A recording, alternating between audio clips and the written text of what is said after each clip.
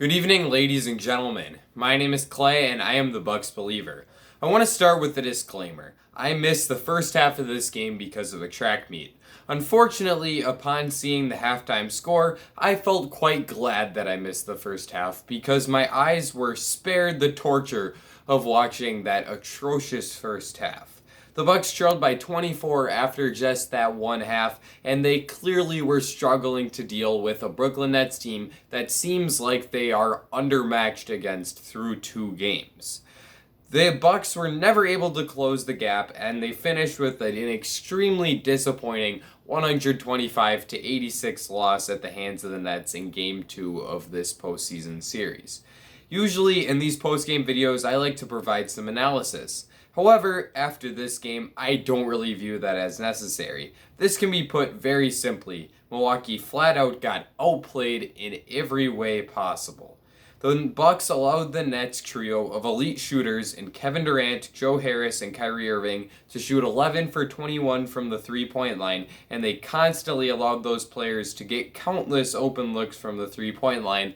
And if we're being honest, those are three of the top 10 or so shooters in the entire world. They're not going to miss those open shots often. The Bucks in particular were killed by Durant, who had 32 points on 66% shooting in this game. It was just terrific for the Nets. The Bucks have to do a much better job of stopping the Nets' elite scorers if they want to have any sort of a chance to win this series. The Bucks also turned the ball over 16 times, which is really bad because when you consider that the Nets turned the ball over half of that amount, as Brooklyn had just 8 turnovers over the course of this game. That simply will not get it done for the Bucks, and as I pointed out in Game 1, they're going to have to do a much better job of protecting the basketball if they want to have any shot at this Nets team.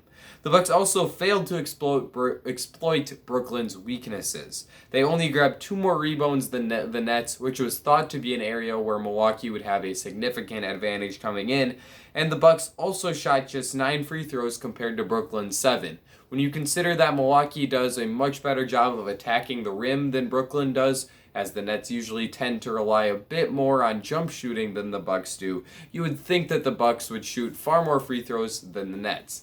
However, Milwaukee hasn't been able to get physical inside with the Nets as often as they probably should be trying to, and that has led to them failing to get to the free throw line. Of course, given that Milwaukee made just 4 of those 9 free throws, it may not have made much of a difference if they had been able to shoot more from the free throw line at all. That's about all I've got to say about this game. This was a despicable failure for the Bucks as a whole, and it's not worth harping on too much. Instead, let's talk about what the Bucks need to do to at least make this series a bit competitive. I'm sure many of you are counting Milwaukee out, but this series is far from over. It's not looking good right now, but there's still a chance for the Bucks. Just look at the Los Angeles Clippers as a guide. The Clips fell behind 2-0 against the Dallas Mavericks in the first round of this year's playoffs. Neither of those losses was as lopsided as this 39-point loss for the Bucks, but the Clips had lost a regular season game against the Mavs by 50 points. Needless to say, the Clippers had their backs against the wall when they fell behind 2-0. However, they managed to fight back, even the series at 2 games apiece, and eventually they won in 7 games. The Bucks are actually in a better position than the Clippers were after they fell behind 2-0 because Milwaukee is heading home to Fiserv Forum for Game 3, while Los Angeles was forced to travel over to Dallas when they were losing 2-0. The Bucks must win both of those upcoming games on their home court to have any chance of winning this series, though. Kevin Durant, Kyrie Irving, and maybe James Harden, if he's healthy, are not going to blow a 3-1 lead against the Bucks.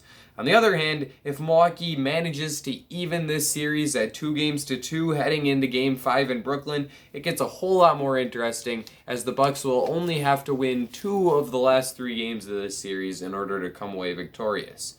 Obviously, this is far easier said than done. The Bucks were a vastly inferior team to the Nets in the first 2 games, after all. For Milwaukee to win these next 2 games, lots of things need to swing their way. First of all, they have to shoot the ball much better. Milwaukee shot 20% from 3 in Game 1 and 29.6% from downtown in Game 2. To beat Brooklyn, the Bucks will have to shoot much closer and probably even better than their regular season average of 38.9% from 3. Secondly, Milwaukee has to play better and harder defensively. They can't continue defending the three-point line as poorly as they have. If Brooklyn shoots 21 for 42 from 3 as they did in game 2, it will be nearly impossible for the Bucks to win.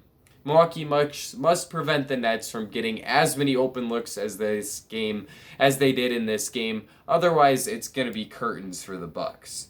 Finally, the Bucks have to do a better job of moving the ball and getting the best shot available. This season, the Bucks averaged 25.6 assists per game. In game 2, they assisted on just 14 of their 37 made shots from the field.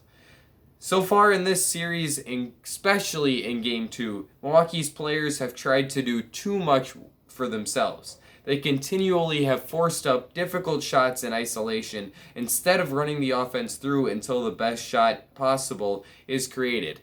That cannot continue. The Bucks must get back to playing the beautiful brand of team basketball they played all season in order to beat the Nets.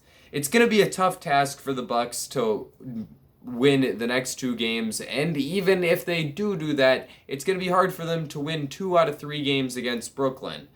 It's likely not going to happen for Milwaukee. The Bucks have an uphill battle to fight, and today's devastating loss inspires no confidence that Milwaukee can beat Brooklyn. However, as the cliche goes, it ain't over till it's over, and the Bucks will keep fighting until the end. So as Bucks fans, we all need to continue rooting for our team, and we have to hope that they're able to come out on top as they head back to their home court at Fiserv Forum. Let me know what you thought of this game in the comment section down below, and also let me know if you think that there's any chance of a Bucks comeback in this series. I think I likely know the answer to that for most people, but I'm still holding out hope. I'm an optimist. I'm the Bucks believer. I believe in this team. Also, be sure to leave a like and subscribe, especially if you are a fellow Bucks believer. This is the place for you. I think that I've covered everything that I wanted to cover, so that's going to be it for me. Ladies and gentlemen, I will see you all again very soon.